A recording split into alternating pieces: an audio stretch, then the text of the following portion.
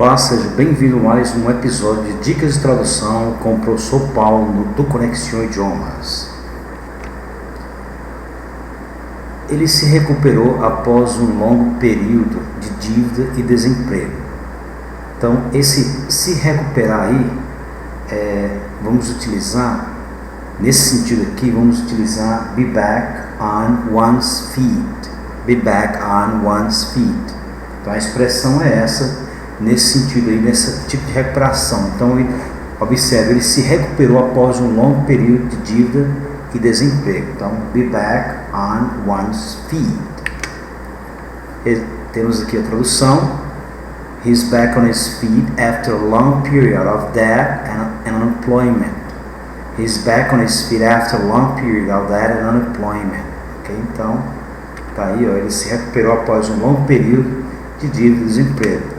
He's back on his feet after a long period of debt and unemployment. A mãe dele está sempre insistindo, pressionando para ele estudar.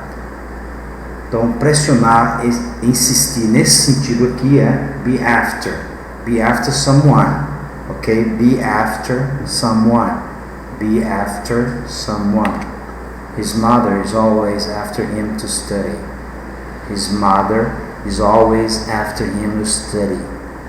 Ok? Então a mãe dele está sempre pressionando, insistindo para que ele estude, para ele estudar. Ok? Então his mother is always after him to study. Vou ver o que as crianças estão tramando. Então esse tramar aqui é to be up to something. Be up to something. Então be up to something é esse tramar aqui, o que as crianças estão aprontando, digamos assim. Então, I'll check what the kids are up to. I'll check what the kids are up to. Então, vou verificar, ver, né, o que as crianças estão tramando. Então, I'll check what the kids are up to. I'll check what the kids are up to. Estou muito cansado, melhor ir dormir agora. Então, extremamente cansado, digamos assim, estou quebrado. Quando a pessoa fala estou quebrado de tanto cansaço, ele vai utilizar a expressão be all in. Be all in. Be all in é a expressão, nesse caso aqui, extremely tired. Extremely tired. Então tá aqui, I'm all in, I'd better go to bed now. I'm all in, I'd better go to bed now.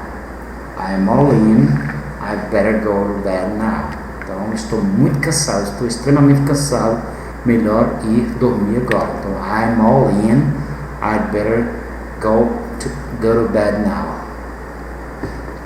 Okay guys, thanks for watching, and if you want me to go more, please subscribe to my channel, and if you like it, please give your thumbs up, right? See you next.